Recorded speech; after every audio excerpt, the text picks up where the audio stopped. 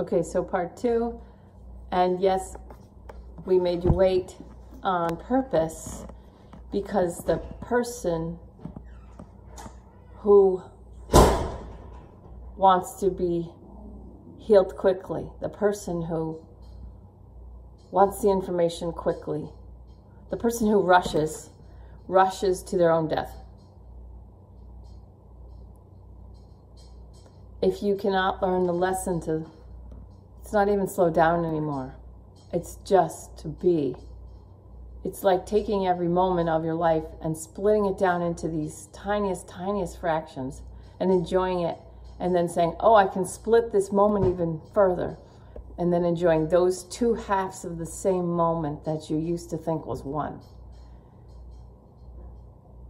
Okay, so the people who live fast die fast.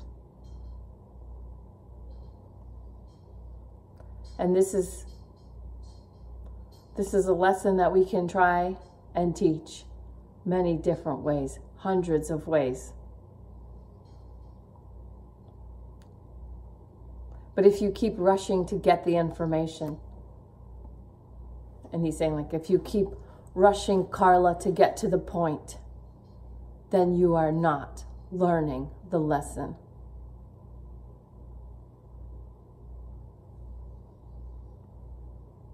This is why people who serve or hang out with or are around invalid type people, he says.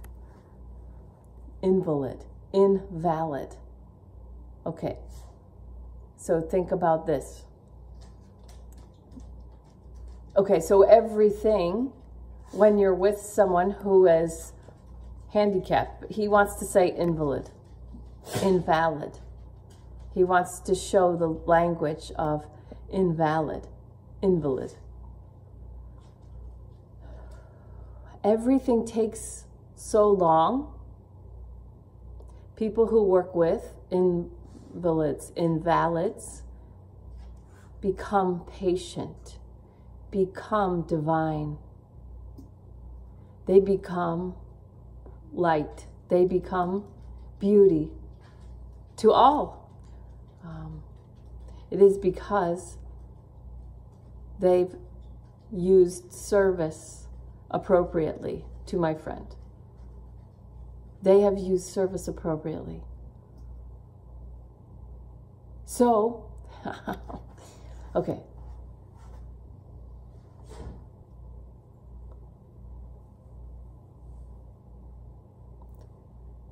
There is so much learning done in the waiting. It's not waiting. It's being. And so he told me to tell this example. So I could fly airplanes, and then when I taught people how to fly, I used to say, it's like trying to tell someone how to tie their shoes. Because people are like, oh, that's great, you're so lucky. You get to fly all day. I'm like, no, I don't get to fly at all. You know, I do a landing once in a while, and it's 12 hours of keeping myself from being killed by a student. I said, it's like teaching someone how to tie their shoes, but you cannot touch the laces. So he likes that. That's why people who work with invalids, gain peace.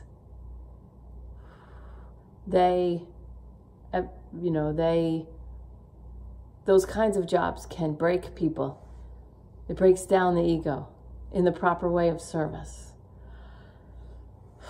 In the most healthy way of service, in the proper way, in the appropriate use of service, in the right way of service.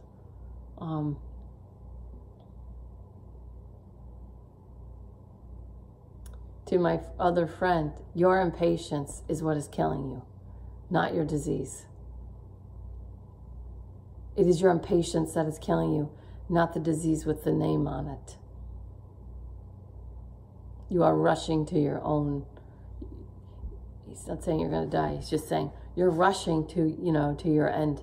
It is your impatience that is the problem, not the thing with the scary name.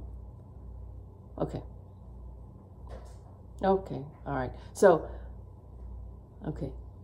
So I wasn't liking that we were saying, that I'm saying that to someone who is another client. And then Neem Karoli Baba says to me, that is your problem. Afraid to talk, afraid to say. I'm telling you what to tell someone, and then you're scared to say it. And you want to move, you want to change the subject, you want to move back to other friend. Okay. Okay. All right. So, Neem Karoli Baba goes back to when I gave Ram Dass the credit for saying, we are in the world but not of the world, or being in the world but not of the world. I said Neem, Ram Dass says, but actually Neem Karoli Baba, he got it from Neem Karoli Baba, and I had Neem Karoli Baba like on the line, and I was still giving the credit to Ram Dass. And then Neem Karoli Baba says, basically that he said it first, but now he's talking to the future. So anything he gets from the future, like from me, oh, okay. So Neem Karoli Baba was getting information.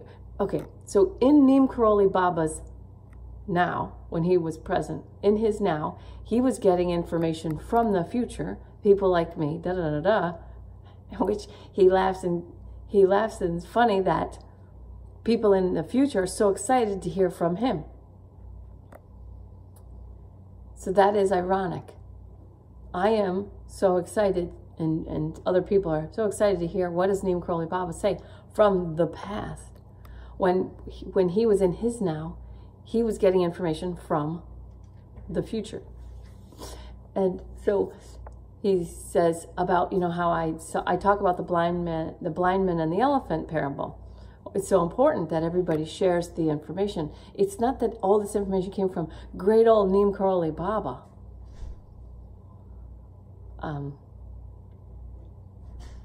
It's that we are listening to someone touching a different part of the elephant in a different timeline, or in the past. So the touching of the elephant, so the elephant isn't only just our country or our world at this moment in time. The entire elephant spans all of time. Good. Thank you. Okay, so the elephant isn't just like the tail is in Iran and the trunk is in New Zealand, and the feet are in these countries, and it's all happening right now. We have to listen to those people. That's true, yes. But the elephant is also back in Neem Karoli Baba's time, back in all these different times. So by pooling all of that information, by pooling all of that information, we live the best now. But everybody lives the best now. So the future lives the best now because the future people live the best now because they're affecting our now, which is their past, by affecting the past further back. So the time, the times all affect each other like that. But, he says, but what we said before about people making too much out of a thing. So politics has turned into a new religion.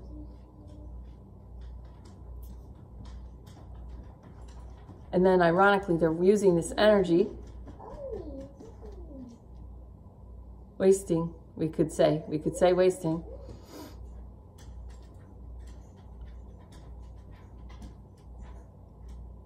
This energy to fight. That's why he likes me when I say, that doesn't matter. This doesn't matter. Okay, why doesn't it matter? It doesn't matter because we've talked to the future and it doesn't matter. Kind of okay, says, I have no confidence that I need to, okay. More confidence for me will result in less words, will result in more effectiveness.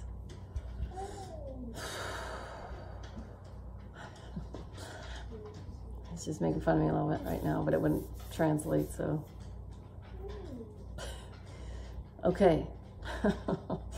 The elephant is massive, goes through time, and all the people everywhere. Imagine if everyone everywhere could always talk to each other. Okay, so then now he's directing me. There's this woman on, there's someone on Twitter that posted this video of this woman in Iran, and this was a while ago, saying, we refuse to believe that the American people are doing this to us. We know it is all the governments or something like that. Some woman was saying, we believe in the goodness of American people. We know it's just governments. And it wasn't the Trump government. Okay, wasn't the Trump government, okay? Just so you know.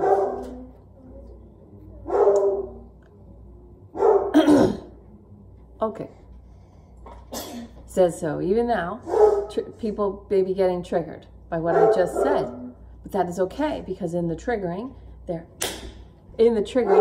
is this.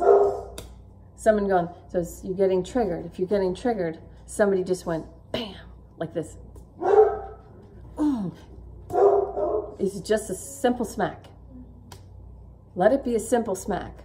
Otherwise, you feel this, and you think it was like this. Chase! Grady, can you go bring him in? Yep. Okay. When you make too much of a thing out of a thing, you lose the simplicity. There's pee. Oh, jeez. Thanks. You lose the simplicity. You grip on. Your ego tells you, this is a big story. This is hurting me. This is hurting me. That's what your ego says. This is hurting me. And now, your ego keeps you busy for 8 hours. It's definitely Evie's pee. Oh, I want her to go outside.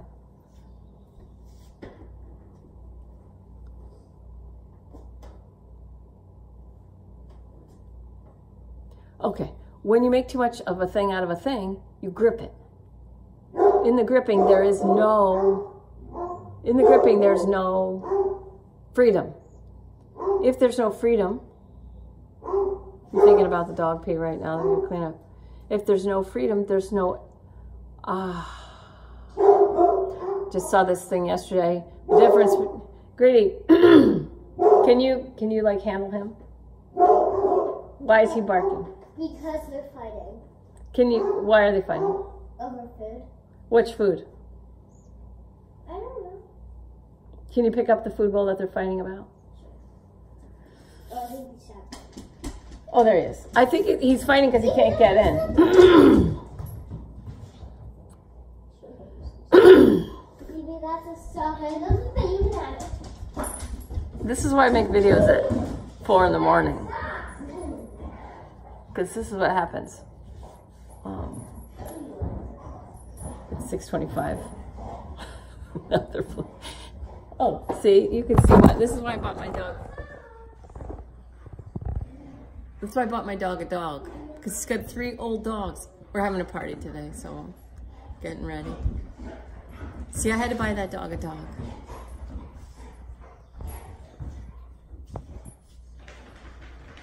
Anyway.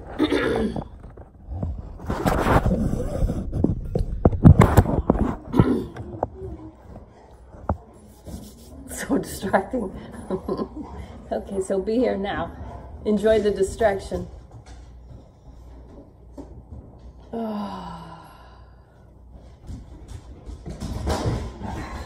How exciting if we can all talk to each other all the time. My phone's plugged in. It's dead. The old dog is mad about the 2 younger ones playing.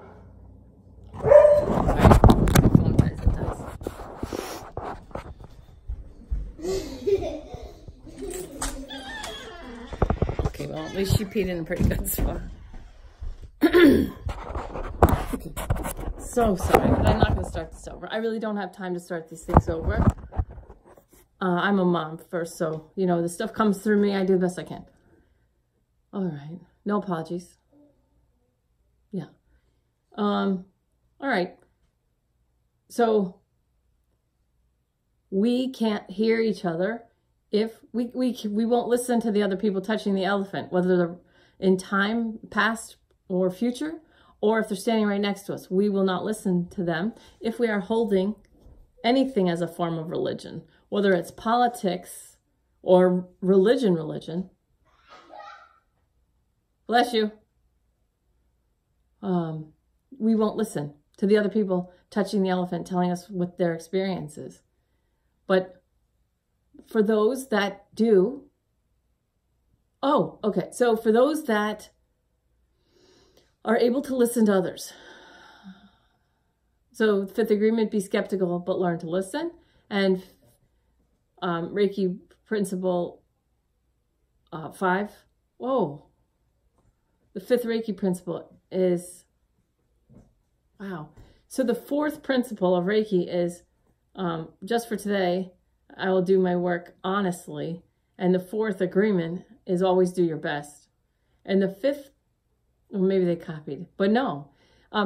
The fifth Reiki principle is just for today, I will be kind to every living thing. And the fifth agreement is be skeptical, but learn to listen. And Neem Karoli Baba says, what is kinder than listening completely? What is kinder than listening? When people share their experience, when people share their experience, they are being kind to them. And when they're being kind to you, and when you listen to them, you are being kind to them. It is the people who want to rush to the next moment, or just tell me what you have to say, and so my husband does this, so he's showing me that it's a lack of kindness, but it's not intentional. It's an unintentional lack of kindness when people are rushing other people. Just tell me, just because you're saying, I don't want to give you time. I have something more important than listening to what you're trying to tell me right now. Something's more important than you and what you're telling me. Which, if that is the truth, then maybe you're with the wrong people. And so he has the perspective of someone who was never treated that way as a guru, when he was a guru. As a guru, I was never treated that. Hurry up, Neem Karoli Baba. Tell me what you have to say. He was never treated with that lack of kindness, and, well, not never, but, you know, in the time period of being a guru, was never treated with that lack of kindness, that lack of respect. But he could see it happening here on the sides. People saying to each other, hurry up. Tell me what you have to say, because I want to go listen to Neem Karoli Baba. So they're saying to the person that they're talking to. Neem Karoli Baba is more important to me than you are, so hurry up, finish what you have to say. I don't care about you as much as I care about Neem Karoli Baba. That was hurtful. Okay.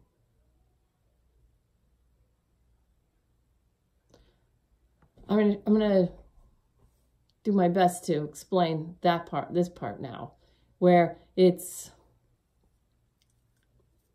by him not speaking very much, at least the people on the sides would be kinder to the other people, because he wasn't talking, orating, talking, giving, because then it would be worse. What he saw on the peripheral. Hurry up, finish what you have to say. I want to go listen to everything Neem Karoli Baba is saying. At least if Neem Karoli Baba is being quiet, not speaking, I'm not missing anything. So they were able to be kinder on Neem Karoli Baba's periphery. They were kinder because they weren't missing any words. Because the ego loves words. The ego loves words. That's why when you sit and meditate and there are no words, the ego's like, we're not doing anything. I'm not learning anything. Oh. So I meditated yesterday, just quick, and he showed me how I say two things. I say, what do I say? Oh, I say, I would love to give everyone the love for meditation that I have. I would love to make it so everybody is more excited to meditate than watch these terrible shows or whatever. Okay, I have to do that sentence over because the judgment terrible is like, all right, I'm starting over now, and whoever's impatient about me starting over now, deal with your own ego, please. Thank you. And now we start. So I meditated, and so what he told me was the two things, I say these two things, fine. I say these two things well, but I don't bring them together. So one is, I want to give everyone the love of meditation so that they can desire to calm their mind and come back to their centers often throughout the day. I want to give everyone this love of meditation. I say that. And then I say, work on your third eye. If you work on your third eye, it makes your life so much easier. So I bought that dog because I saw it. And now I'm starting to see why. After I got her home, I'm seeing why. And it makes sense now. But when I bought the dog, it didn't make sense because now I have 5 dogs. And we're getting a puppy, which is going to be 6. So at the time that I bought the dog, it made no sense. But my third eye was clearly showing me that scene. And then I was like, okay, so this is what? This is my dog. So I bought the dog. Now it's starting to make sense. So I say work on the third eye because it makes your life easier. And then the more you follow your guidance, the quicker, stronger, faster it becomes. So seeing the dogs play together, seeing them play together in my mind in the store before I own that dog to show me that this is my dog is like me talking to my future self saying, this is our dog. Here's them playing. Here's Chase and this dog playing. So this is my dog. Get this dog. Okay, it's my dog. So, and then Chase I got, again, this is my dog. I was in the place, someone else put a contract on, he's a rescue, and someone else put a contract down. So, but I knew he was my dog. Why did I know he's my dog? Because I was talking to a future self telling me, this is your dog. So Chase had failed one home thing. They brought him back, and then he was about to go home with another family. But me talking to my future self saying, you end up with this dog, saved Chase and the family that was supposed to adopt him, saved them the extra waste of energy or the waste of time and resources to fill out the paperwork, pay for him, bring him home, see that he's not going to work out, and then deal with the heartbreak of bringing him back to the shelter and where I was going to get him. Anyway, I talked to a future self. I didn't do this intentionally. I just knew he was my dog. It's just intuitive guidance. This is your dog, this guy. And his name was Ace at the time. And so the lady from the pound got guidance probably to call me to say, I'm sorry, you put an application in on a dog that somebody else beat you to, because that's not normal. I said, I know, I just don't think that's going to work out. I just don't think that situation is going to work out. And she said, oh, why not? And I said, well, he's a hound, and when their nose turns on, their ears turn off. And although they're cute dogs, they're really loud and they run. And most people need labs. And they think that all dogs are going to act like a lab. But I rescue hounds, and I have 18 acres, and they're fenced in and they can run all day. And so she talked to me for 45 minutes. She called the other family. She said, oh, I just talked to this lady who also wants the dog you want. And this is what she said. She's got all this. And the family who was supposed to take him said, sounds like that's a better home for him. So let her have him. And we'll find another dog. We just want him to have a good home because he's so sweet. And the lady from the rescue place said, we think she's the best owner, for him. And they said, then definitely give her him. So because I knew he was my dog, I'm really not that emotional. I am about animals, but hi, Evie. by speaking to a future self, which I didn't know I was doing at the time, but now I see that I was thinking it was just intuition. This is my dog, but actually connecting that he's my dog. I can see him in my life. I see him. It's talking to my future self, and then saying, and then I spared that family, and I spared the dog of But at the time, I also rescued another dog, which wasn't my dog. And I had to teach my kid disappointment, because we rescued a dog for him to take care of and have this.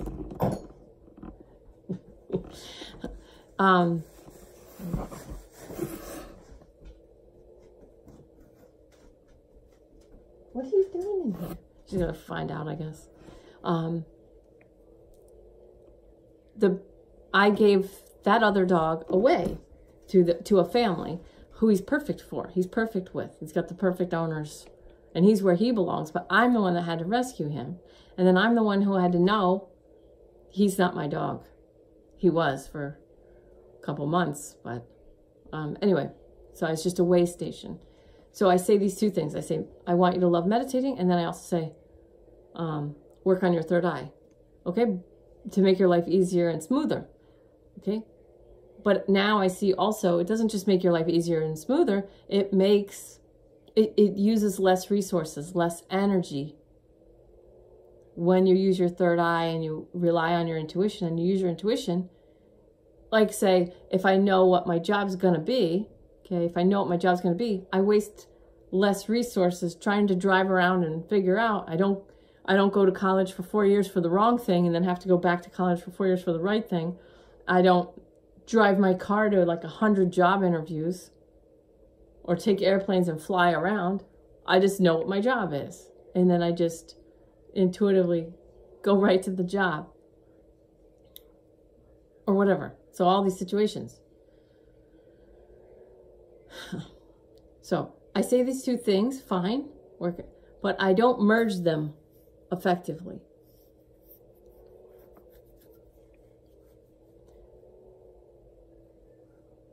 Okay, so now my ego's blanking me out. It's like my ego throws up a blind spot. So, when I was sitting and meditating, okay, so now I just drop right back in and I say, no, ego, I'm not confused. So my ego says, I don't understand, I'm confused. So now I come to my center and I remind myself. So I'm sitting on my meditation rock and I'm talking to Neem Karoli Baba. And he's saying, here's why people don't enjoy meditation as much as you. Because you can hear me or other people, or you can, like meditation is fun for me because either something's going to come that's important or effective or it changes my life in a good way, or nothing will come and that will be an exciting experience all on its own. So for me, I get more out of meditation than a normal person because of my third eye. Because of psychic and intuitive ability, I get more out of meditation. But I haven't effectively shown you that you put these two things together, and meditation is more fun because you get vision or you get insight. So the more you work on your third eye, the more meditation calls to you, and meditation's more fun. Raises your vibration, of course, yes. Makes you healthier, of course, yes, we know these things. But it raises your vibration and it changes you fundamentally. It helps by reducing wasted efforts. Like we talked about before, but also it also has the effect of, like, at this point in time, after meditating all this time and working and raising my vibration, I don't watch television. I don't watch horrible shows. The friend that screamed at me for 12 minutes straight had some show on, inner camper. Like, I love camping, but I am so happy I'm free of this friendship because I don't have to go inside a camper anymore and have a television on. It's like, that's fine, you know, but that's not the way, it's not the way for me.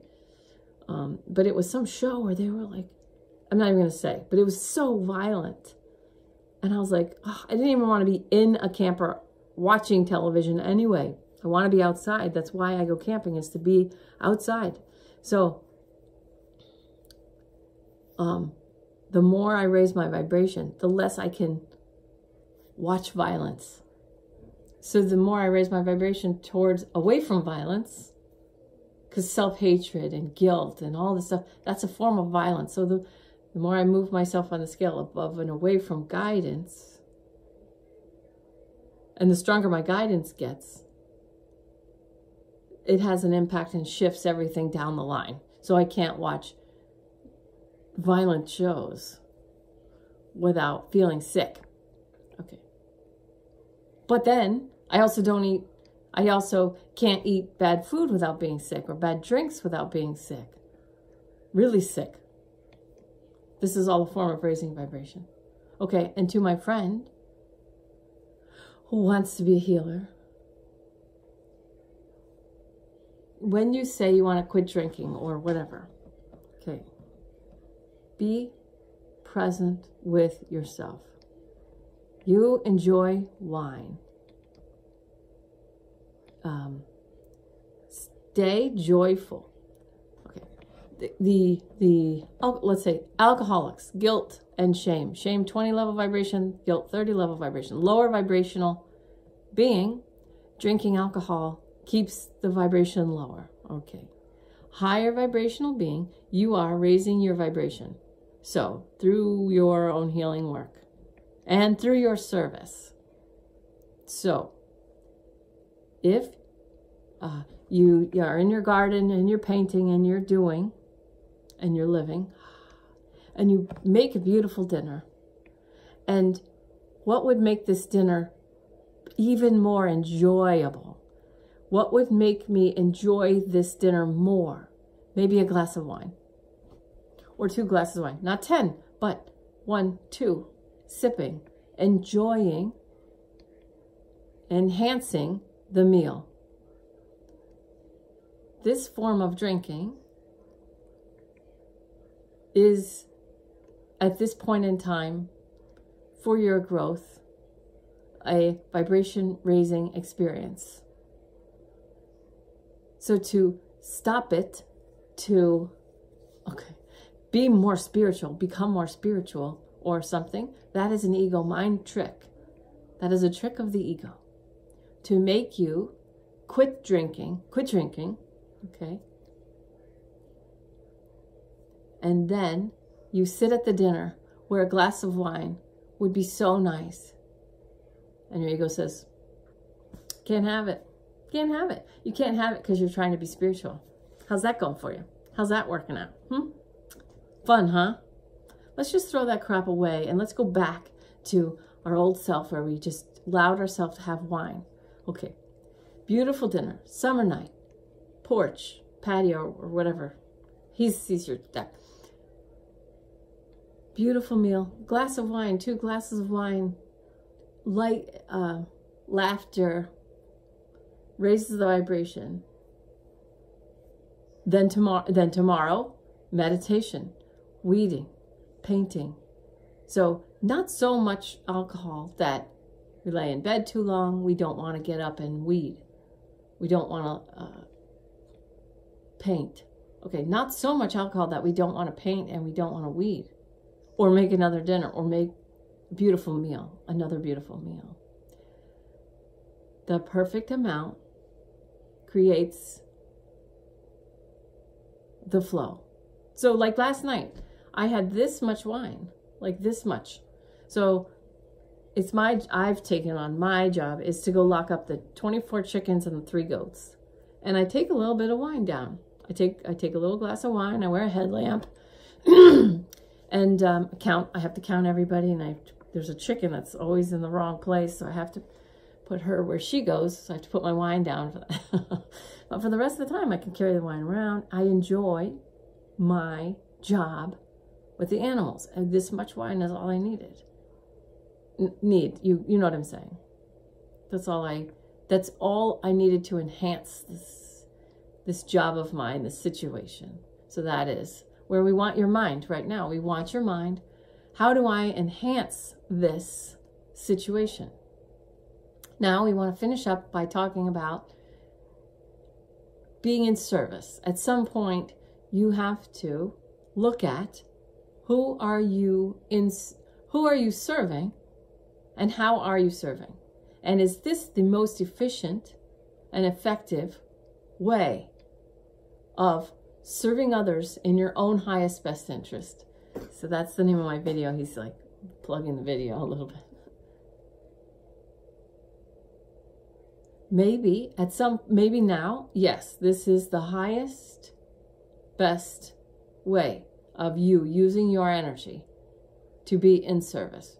But maybe at some point, you have healing clients or something. You have some way that your life shifts where you help more people easier. So this is the shifting up. Helping more people easier. This is the shifting up, or level. Some people could say leveling up, but he's saying shifting up. Because you're shifting up, you're helping more people easier. It's easier for you and you're helping more people. It's easier for you and you're helping more people. That's the shift up. So right now in service to one person, okay. But maybe, you know, shifting up more people easier. Okay. And we want to talk, and he knows this is going to be difficult for me because I know the person in a wheelchair.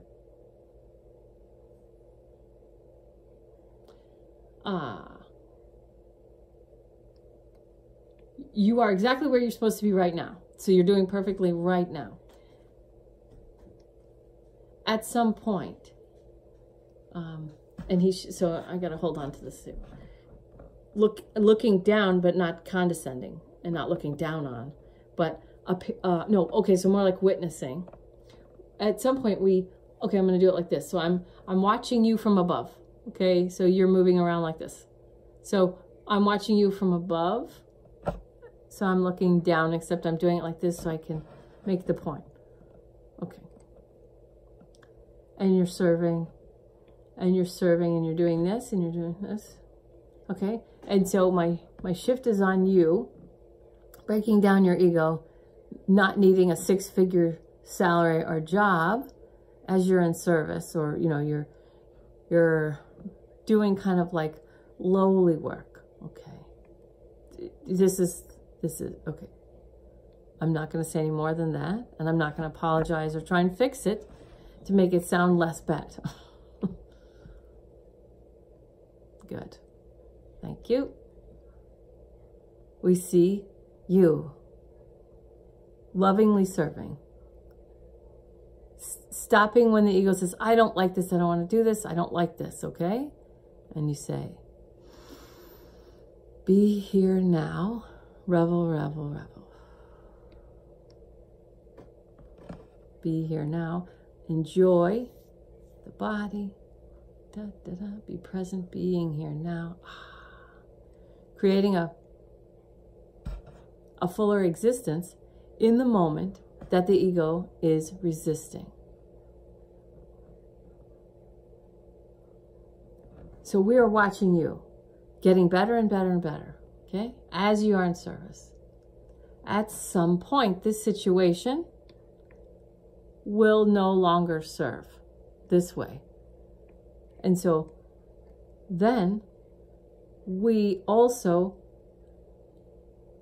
and this is where he says, we say, at some point, as if we don't look now and then all of a sudden we look. We're just to bring attention to that we're going to look at this other thing. But it's not that we don't look at it. It's that we need to look at it now. We say at some point, but we mean right now. But we just want to kind of trigger you. You know, we just want, okay. At some point, we look at who you are serving.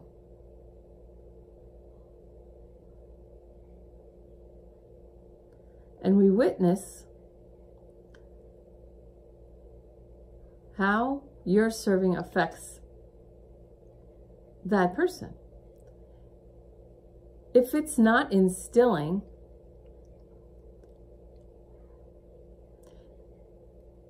okay, and then there's a word that he speaks that doesn't translate, but it's like reap what you sow. It's like I plant this seed and I expect to get this back.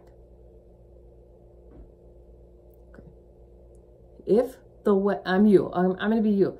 If the way that I am serving this individual is not creating, instilling, inspiring is a word for like create or reap what you sow. Inspiring gratitude, then it is not a healthy situation for either party.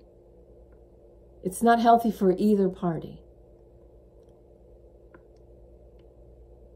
So if we're going to say giver or receiver, if the giver receives, is creating a practice of gratitude, which is the be here now that we said.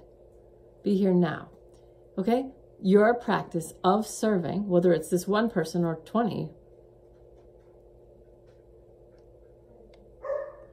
your practice of being in service is a practice and a inspiration and a building and a instilling and creation of gratitude for you in your life to become more present. Okay, good. But then we look at, who am I serving? Is this situation also instilling and inspiring and building and creating a practice of gratitude or feelings of gratitude in whoever I'm serving?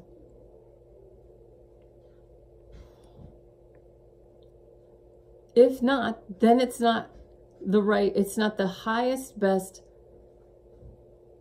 situation for what you're doing, what you're trying to do. So it's fine now if you're instilling and creating and inspiring gratitude in yourself and the other person that you're serving is not.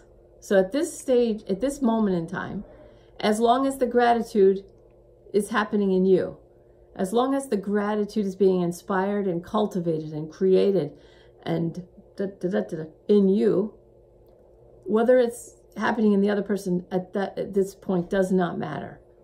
Okay, but as we watch you move around in your life, there will be a time where your own growth, kind of looks at the lack, if there's a lack of gratitude over here, and says, no.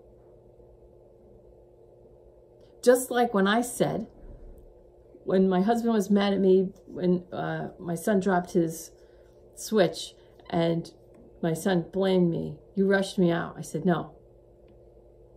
I did not push you out of the door.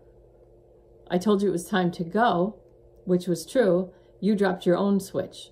So that's on you. And then I said to my husband, no. You let an 11-year-old manipulate you against me. No. Not okay. Okay.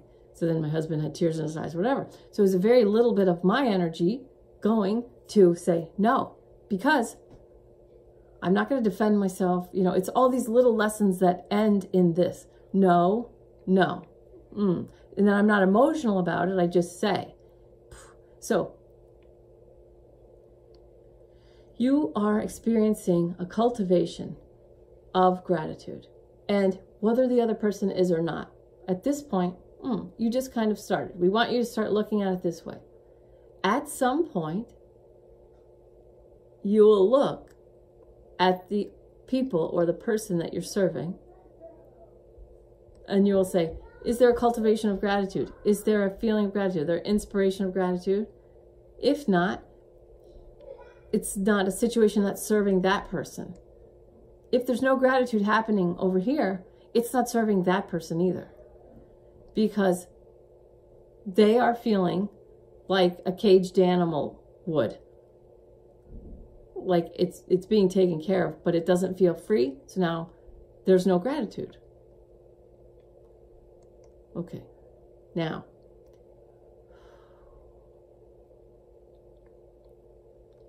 I'm not saying that that's what's going to happen, because as long as there is an experience and a cultivation of gratitude on that end, then, you know, it'll be enough, he says. But there may be a point at which the level of gratitude, if yours is higher than that one, there's an imbalance, and then that means there's a better situation for both, where the levels of gratitude are match. So he would go in there where there's a matching level of gratitude. But then your level of gratitude gets so high that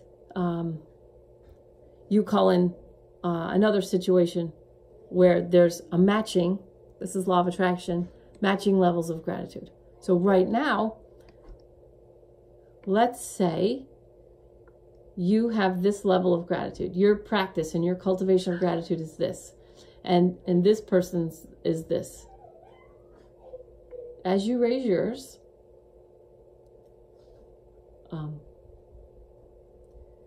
even if this one stays lower, you're going to be receiving gratitude maybe because other people think you're a good person. And so this lower level of gratitude is supplemented through the opinions of others. So like 5 people think you're a good person, 5 more, 10, okay?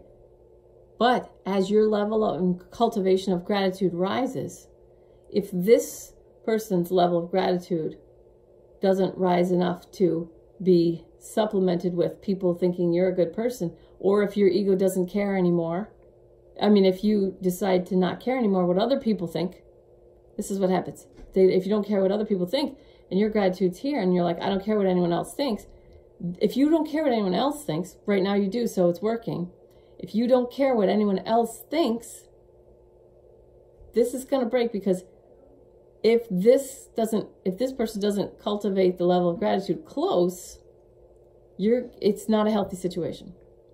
So, as long as you care what other people think, other people's opinions can supplement the gratitude, because you're grateful that other people think you're a good person. Okay? I think I said that pretty well.